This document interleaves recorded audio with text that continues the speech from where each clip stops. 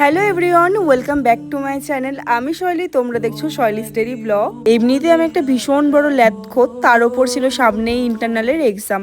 আর exam শেষ হওয়া মাত্রই আমি কিছু প্রজেক্ট নিয়ে কাজ করছি, যেটা তোমরা খুব তাড়াতাড়ি দেখতে পারবে। আজ ছিল বাড়ি ফেরার দিন, আর তার সাথে সাথে ছিল একটা স্পেশাল দিনও বটে। আজ হচ্ছে যেতাম রাজবল্লভীর মায়ের কাছে।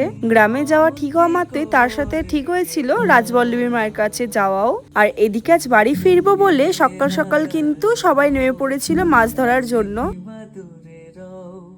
সামনে একটা ডোবা মতো আছে, ওখানটা হচ্ছে কাকা, জেঠু, দাদু, বাবা সবাই মাছ ধরাধরি করছে। তো ওটাই, আর এই কটা আম পেরেছে বাসু, ওই ঢিল ছুঁড়ে ছুঁড়ে টিপ মেরে মেরে।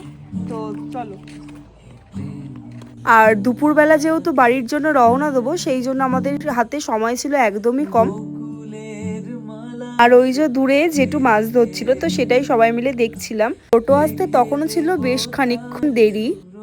আর ছোট থেকেই দেখে আসছি জেঠু আর বাবা মাছ ধরতে ভীষণ ভালোবাসতো। আর যখন গ্রামে থাকতাম আমি, তখন যে কত মাছ জেঠু ধরে ধরে খাওয়াতো, তার আর খানিক পরেই টোটো আসতে আমরা টোটোয় গিয়ে বসেও পড়লাম। আর আমাদের বাড়ি থেকে রাজবল্লভীর মায়ের কাছে যেতে প্রায় 1.5 ঘন্টা লেগে যায়।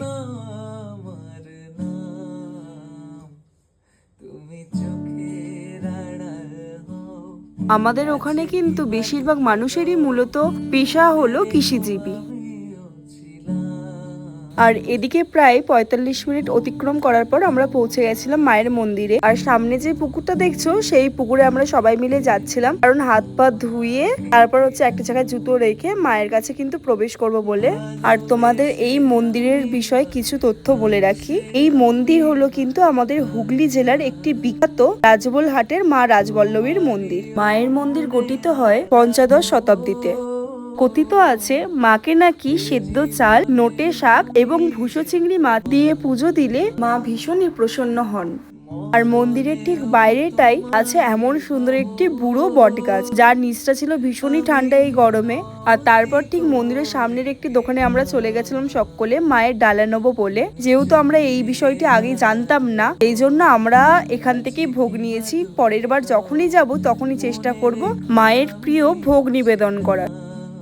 আর সামনে যে দেখতে পাচ্ছ দালানটি, ওটা হলো কিন্তু নাট্য মন্দির। আর নাট্য মন্দিরের ঠিক সামনে ছিল কিন্তু মূল মন্দির। প্রধানত কিন্তু আমরা সকলে জানি কাল থেকে এসেছে মা কালী দেবীর গায়ের রং কিন্তু ঘোর কৃষ্ণবর্ণ, কিন্তু এখানে আমাদের মা কিন্তু কৃষ্ণবর্ণে না, আছেন শ্বেত কালী রূপে।